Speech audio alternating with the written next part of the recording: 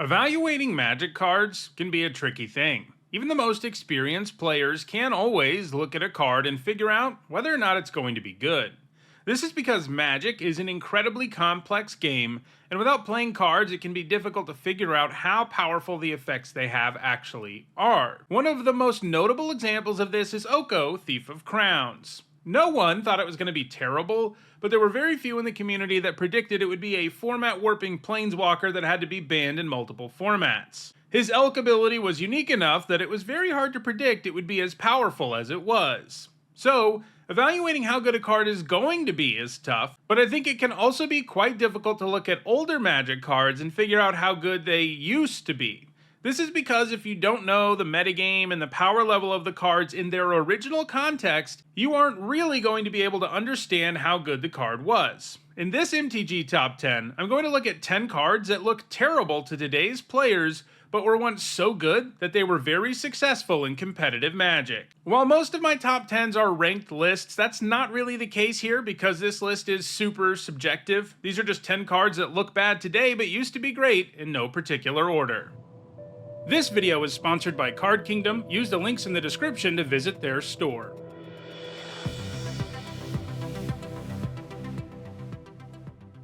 Let's start with Phyrexian Ironfoot. It costs 3 generic mana and it's a snow artifact creature that doesn't untap during your untap step, but you can pay 1 generic and 1 snow mana to untap it.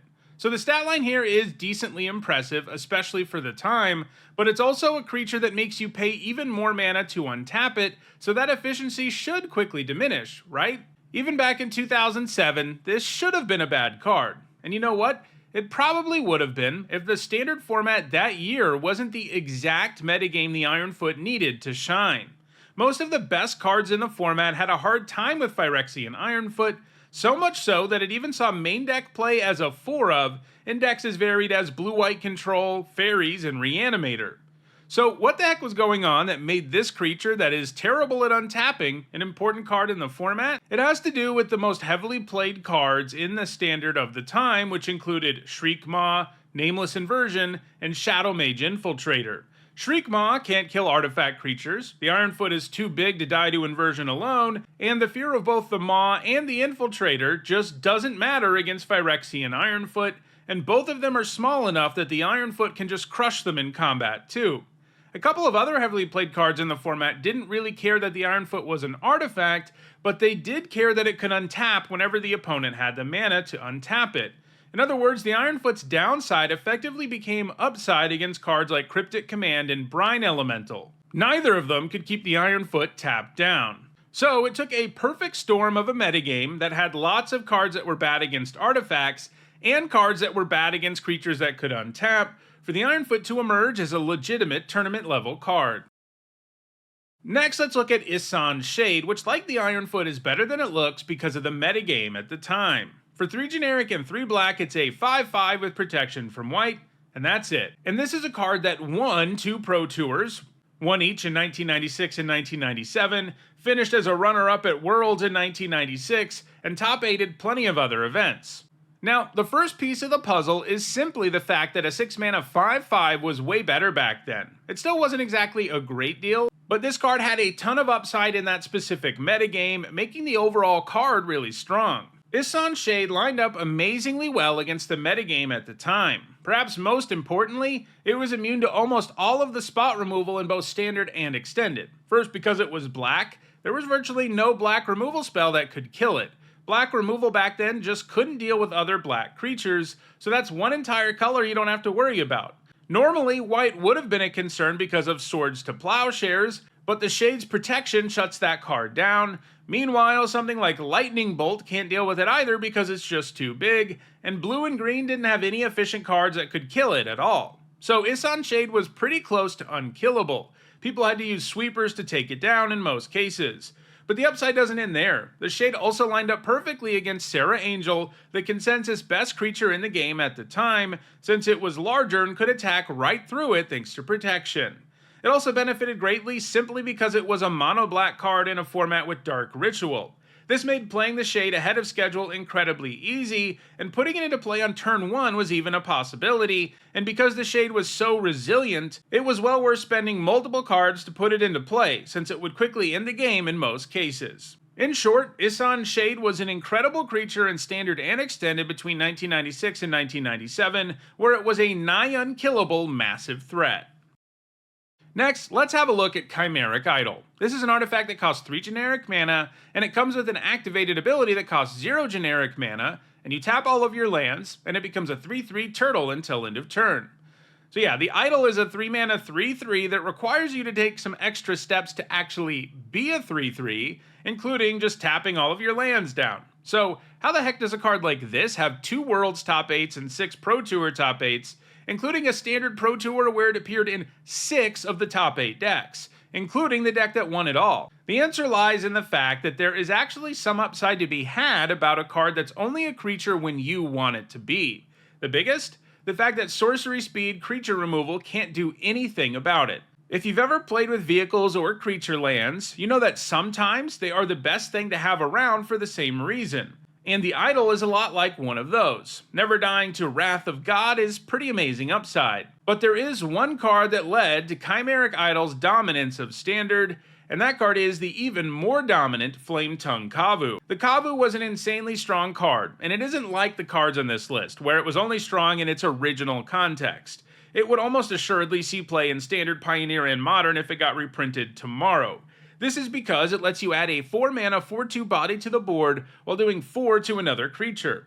Adding a hard-hitting body to the board and destroying something pretty big is a super powerful play for 4 mana, but the Kavu does have one weakness, and that's the fact that, unlike today's Enters triggers, which frequently let you target up to 1 creature, or can only target your opponent's creatures, Flametongue Kavu has to target something when it enters, even if it's your own creature. And if it's the only target on the board, it shoots itself in the face. So you can see why Chimeric Idol is an appealing play in a format where everyone was packing 4 Kavus. It gives you a creature that can attack and block just fine when it needs to, but it can hide as an unassuming artifact when you don't need it to be doing those things, making Flametongue Kavu a pretty bad play against it. Now let's take a look at Jade Leech. Anytime I do a list about worse creatures, people often ask how I could possibly leave this card off of the list. After all, it's 2 generic and 2 green for a 5/5 that makes your green spells cost 1 more mana. Even in an era where 4 mana 5/5s always came with downsides, most people seem to think that Jade Leech's downside was far too massive to have ever been a good card. But it actually was a good card that put up tons of top 8s between 2000 and 2002, and it's good for some of the same reasons that Chimeric Idol was. The Leech was in block and standard alongside the very same Flametongue Kavu, and it was one of the few comparably costed creatures that could simply stand up to its 4 damage, both from its interest triggers and combat damage. It was also played in a very aggressive red-green aggro deck that used Fires of Yavimaya, which turned the Leech into a haste creature, making the downside even more minimal. Throw in the fact that it was often played at the top of the curve in a red-green deck filled with cheap spells, and the fact it made your green spells more expensive didn't really matter very much. Jade Leech might not look like much today, but it was once a big beater that did tons of damage and could shrug off anything Flametongue Kavu could throw at it. Now let's take a look at 2 cards, Donate and Harmless Offering. They have identical text boxes and mana values, but the actual mana costs are different. Donate is 2 generic and a blue, Harmless Offering is 2 generic and a red, and both of them let you give a permanent to your opponent. Typically, this kind of effect is just something silly you can do. It's fun sometimes to give your opponent a permanent that hurts them, and there are certainly fun commander decks built around doing that sort of thing, but one doesn't generally expect to see cards like this succeed in Magic's more competitive 60-card formats, mostly because it's really hard to run a permanent that is so bad that giving it to your opponent will make them lose. Since that means you have to suffer from that permanent briefly, and it's a real nightmare if you never get the Donate effect. However, both of these cards have worked out in very specific decks. That's especially true of Donate, which spawned a very powerful extended deck, including one that won a Pro Tour, and it even found some success in Vintage. These decks were all about giving illusions of grandeur to your opponent. This enchantment costs 3 generic and a blue, and when it enters you gain 20 life, and when it leaves, you lose 20 life. It also has a cumulative upkeep cost of 2 generic, which means that each upkeep its controller has to put a counter on it, and then pay the cumulative upkeep cost a number of times equal to the number of counters on it, otherwise they have to sacrifice it. This cost quickly becomes far too much to pay. So the idea here was to play the illusions, gain that 20 life, and then donate it to your opponent. They never get to gain life from it, but if they don't pay the cost, you're going to lose 20. This was made all the more potent because it was in an extended format with necropotence, which could allow you to assemble this combo easily by drawing lots of cards. And you could even play illusions without donate, since all the life it gained you would let you draw a bunch of cards. And one of the cards you drew was sure to be that janky looking sorcery. Harmless offering wasn't quite as successful, but it's put up top 8s in Standard and Pioneer, with its most recent top 8 coming as recently as 2023. In both formats, the offering is used to give your opponent Demonic Pact. The Pact is an enchantment with 4 modes, and you can only choose one you haven't already chosen. The first 3 modes all do something good. 4 damage and you gain 4, you make your opponent discard 2 cards, or you draw 2 cards, but the last mode is a doozy because it makes you lose the game. If you expend all the other modes, using Harmless Offering to give your opponent the Pact forces them to choose the only option left. So yeah, it's not normally viable to give your opponent a permanent and hope it works out, but permanents like Delusions of Grandeur and Demonic Pact actually made these 2 seemingly janky cards viable in competitive Magic. Now let's talk about Ivory Gargoyle. When you think control deck win condition, you probably don't think about a 5-mana 2/2 flyer, but that's exactly what Ivory Gargoyle was. Its stats are pretty bad, and were bad back in the 1990s too, but it has an ability that did make it a good card for control decks. When it dies, you return it to the battlefield under its owner's control at the beginning of the next end step. If I stop there, we're talking about a really good card, but in exchange for doing that, you also have to skip your next draw step. You can also exile the Gargoyle for 4 generic and a white. That's pretty much there as an escape hatch for you to use when you'd much rather draw a card. In today's game, skipping a draw step for a 2/2 flyer isn't exactly what you want to be doing, but it put up top 8s in both block and standard, appearing in control decks. It lined up well against many of the most played creatures in the mid-1990s, even Serra Angel couldn't get around this thing, and it could straight up trade for Hypnotic Spectre. Like most control decks, those decks also ran some additional card draw that helped make up for skipping a draw step with the Gargoyle, and they also ran spells that dismantled the entire board, like Pyroclasm and Yokel Hops. But the Gargoyle could always emerge from those effects unscathed, making those spells one-sided. Furthermore, these decks could just win the game by drawing it out forever, and blocking with Ivory Gargoyle and skipping a draw step can actually become upside when you're waiting on your opponent to draw their entire library. So it may not look like much today, but Ivory Gargoyle was once a very good card for control decks. Like Ivory Gargoyle, Time Elemental is a card that looks super clunky today, but was once a key card in control decks. In fact, Time Elemental won Magic's very first World Championship. Time Elemental has horrendous stats. It's 2 generic and a blue for a 0/2, and it has a massive downside. When it attacks or blocks, you sacrifice it and it deals 5 damage to you. Even if the elemental dies from blocking, you're still taking 5 to the face at the end of combat. However, it does have a pretty nice activated ability. You can pay 2 generic and 2 blue to bounce an unenchanted permanent to its owner's hand.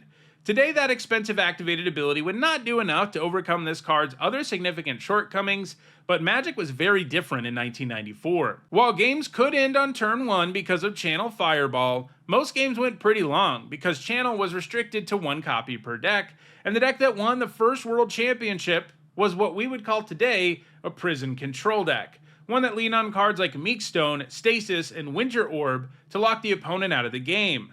Those cards made it very difficult for a player to have anything untapped, making Serra Angel and its Vigilance especially attractive as a win condition, but Time Elemental also played a significant role in those decks. For one thing, you could use it to bounce your own lock pieces, so that you would get to untap however you wanted on your turn, then you could replay your Stasis or Winter Orb before your opponent's turn, essentially making the lock one-sided.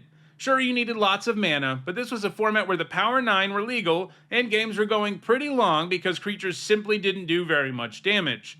Locking the opponent out of the game with Elemental plus a lock piece, while smashing in for 4 damage with your Serra Angel every turn, was a big part of what allowed Zach Dolan to win Magic's very first World Championship in 1994. So, Time Elemental's woeful inefficiency might look bad to us today, but in a slow format with lots of mana and powerful lock pieces, Time Elemental was actually really good. Ebony Owl Netsuke is an artifact that costs 2 generic mana, and at the beginning of each opponent's upkeep, if that player has 7 or more cards in hand, it does 4 damage to that player. On first read, this card looks like absolute garbage. Your opponent always having 7 cards in hand is a good way to lose a game of Magic, since it probably means they have massive card advantage that they can crush you with, regardless of some silly artifact damaging them. However, a deck using this strange artifact put up 2 Pro Tour top 8s in 2006. This deck, humorously named Owling Mind, was all about using symmetrical card draw effects like Kami of the Crescent Moon and Howling Mind to make sure the opponent had more cards in hand than they knew what to do with. That alone probably wouldn't have been enough to get this deck off the ground, but it was also a standard format where both Boomerang and Eye of Nowhere were legal.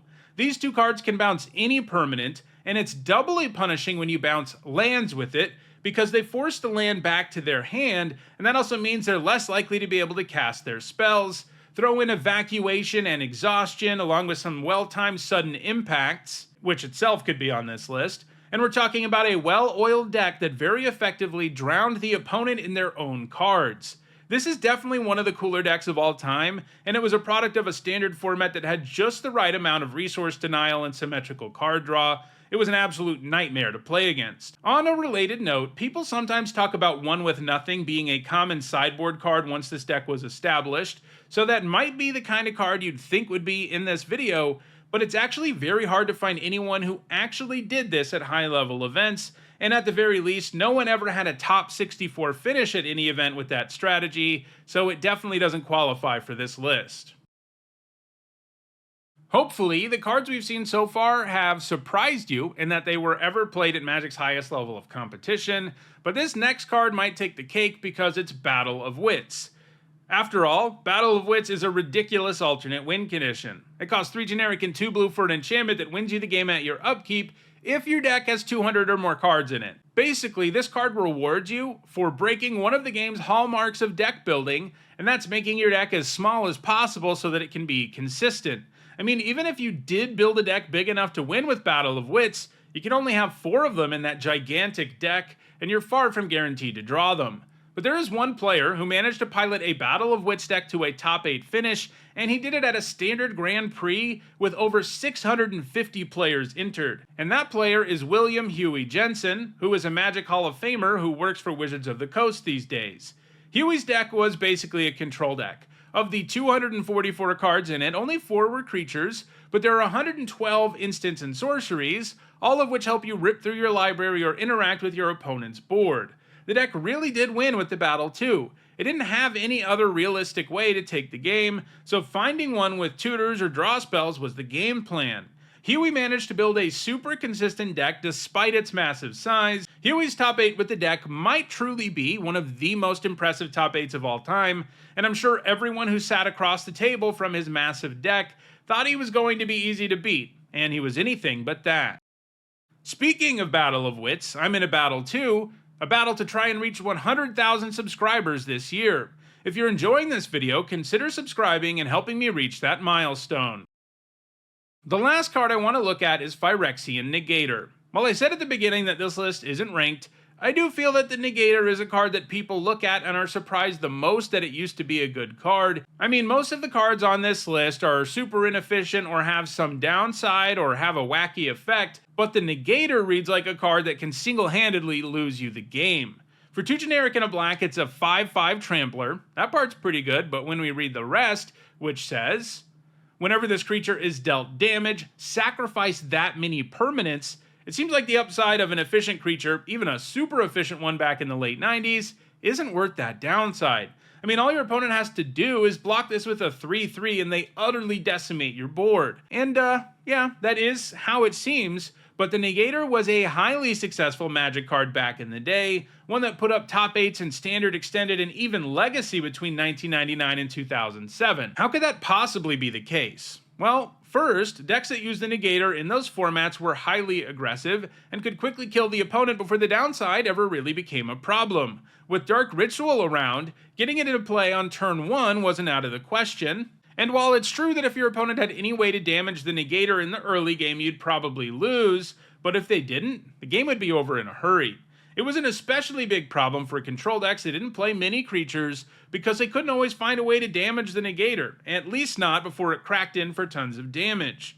In Standard, it was played in the appropriately named Suicide Black deck, which was a mono-black aggro deck loaded up with hugely efficient creatures that came with downsides. It saw more play in Extended though, where it appeared not only in Suicide Black decks, but also as a sideboard card in tons of other kinds of black decks, who would bring it in against opponents who didn't play many creatures, and thus the downside of the Negator just didn't come up very much.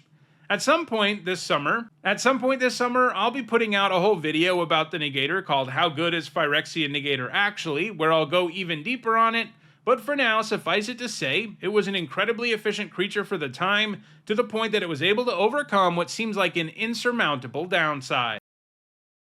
So, those were 10 cards that are bad today but used to be really good. If you're interested in reliving the glory days of these cards, check out the description, where you can find a direct Card Kingdom link for each card that appeared in the video. If you want to make sure you catch future videos, don't forget to subscribe and turn on notifications. And if you want to catch up on past videos, you should see a playlist on your screen shortly.